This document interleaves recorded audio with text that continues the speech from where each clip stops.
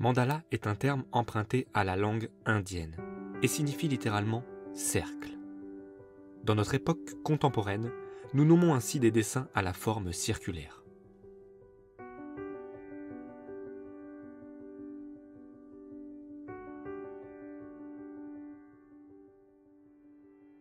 En voici deux qui ont été réalisés sur de magnifiques pierres.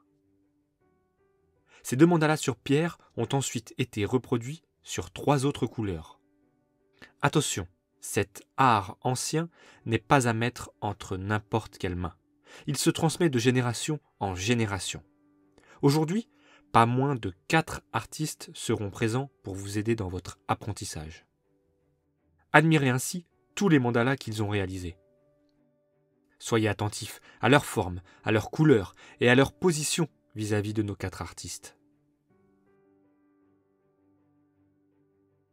Pour juger de vos capacités en mandala, voici vos palettes, ainsi que des objectifs que vous garderez secrets le temps de votre formation.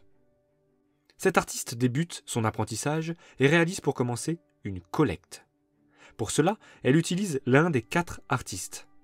Elle demande ainsi à ce dernier de se déplacer sur ce cercle. Grâce à cela, elle peut récupérer l'ensemble des mandalas autour de l'artiste. Attention toutefois, il faut que ces mandalas soient de la même forme que celui présent sur cet artiste et qu'ils ne soient pas à côté d'un autre artiste.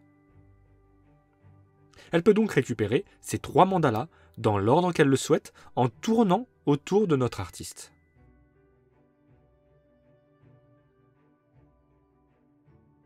La pile de mandalas ainsi créée vient rejoindre sa palette sur l'un des emplacements disponibles. À cet artiste, il décide de réaliser également une collecte en déplaçant un des 4 artistes et en récupérant l'ensemble des mandalas tout autour, toujours en respectant les mêmes contraintes. Après plusieurs collectes, cet artiste souhaite profiter des mandalas qu'elle a disposés devant elle pour débuter sa progression. Pour cela, elle réalise un décompte avec la couleur rouge. Toutes les piles avec en leur sommet une pierre rouge sont ainsi analysées. Pour cette première pile, voyons les hauteurs présentes sur l'ensemble de sa palette.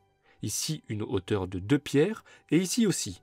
Cette pile, tout comme celle de gauche, font 3 de hauteur, et enfin, celle-ci fait 4 de hauteur, soit 3 hauteurs différentes. Elle progresse ainsi de 3 sur sa palette. Pour cette seconde pile, avec du rouge, nous pouvons voir qu'elle est à 3 de hauteur, soit une progression de 4 points selon les indications présentes juste ici. De la même façon, cette pile lui apporte des points en fonction de sa hauteur. Ici, 6 points. Enfin, pour cette dernière pile, nous pouvons voir qu'elle est composée de 2 couleurs différentes, soit 2 plus 1, elle progresse de 3 points supplémentaires.